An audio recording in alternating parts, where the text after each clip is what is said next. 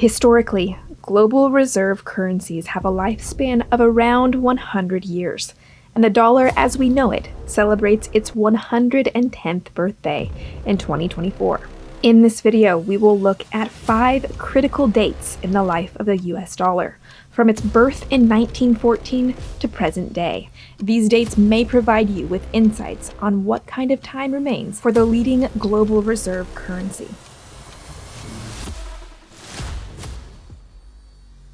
Our first stop is in 1914, with the birth of the US dollar.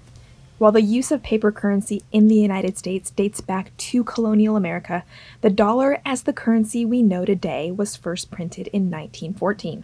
This was 1 year after the passing of the Federal Reserve Act and the simultaneous establishment of the Federal Reserve as the nation's central bank. At this point in time, the US dollar was backed by the gold standard, meaning each dollar was tied to a certain amount of gold, thus anchoring and stabilizing its value as a currency. In 1933, however, President Franklin D. Roosevelt transitioned the dollar from the gold standard to a limited or quasi-gold standard. Quote, "The Thomas Amendment to the Agricultural Adjustment Act of 1933 granted the authority to the president to alter the gold content of the dollar, with the power to reduce it to 50% of its previous value." What happened was that after FDR's immediate inflation of the price of gold from $21 to $35, the government did not allow the price of gold to budge from that $35 per ounce price, thus stabilizing the value of the US dollar for another 40 years. The next date in the life of the dollar is in 1944, on its 30th birthday, when the Bretton Woods Summit took place in New Hampshire. It was here that the US dollar became the world's primary reserve currency. Quote, "The Bretton Woods Agreement was reached by 730 delegates who were representatives of the 44 allied nations that attended the summit. Under the Bretton Woods system, the dollar was pegged to gold, and most other currencies were pegged to the dollar. As a result of this arrangement, dollars were used as the main intervention currency and hence the reserve currency." Our next stop is in 1971. By the late 1960s, the gold standard was becoming difficult to maintain. As previously mentioned, the government held the price of US gold at $35 per ounce. This fixed price worked because from 1933 to 1974, it was actually not legal to own gold or exchange US dollars for gold from the Federal Reserve for those who lived within the United States. However, it was not illegal on the international stage. To quote, "Foreign central banks were willing to hold US dollars because at the time they were readily convertible into gold upon demand.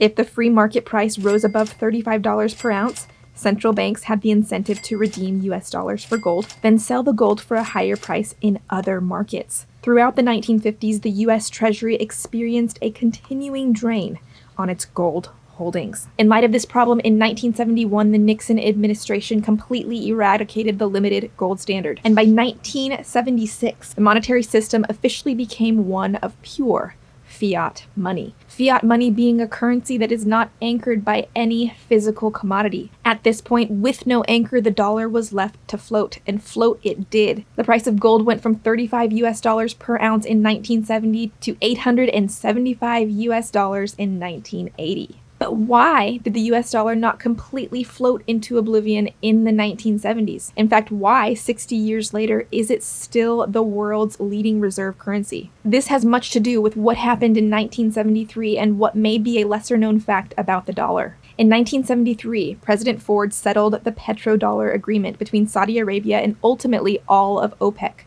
the oil-producing nations. A simple summary of the Petrodollar agreement is that the United States promised safety and security to the global suppliers of oil in exchange for the promise that oil would be traded in no other denomination than the US dollar.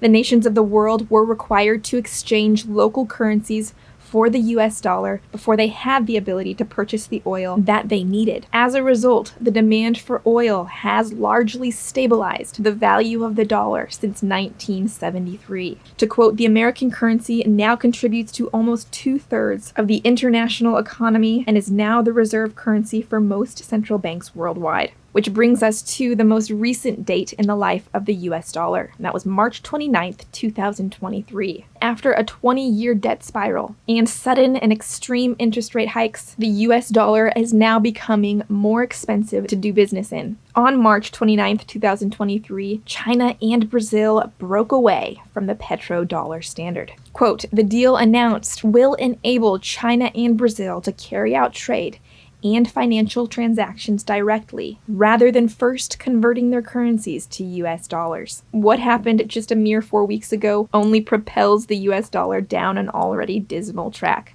By all appearances, the dollar is in its final days. The trajectory has been set, but the timeline nobody really knows. One thing is certain, it would be better for both you and me if the death of the US dollar took 10 years rather than 10 days. If you want a practical look at some of the ways I'm diversifying in light of what may be coming next, please tap this video.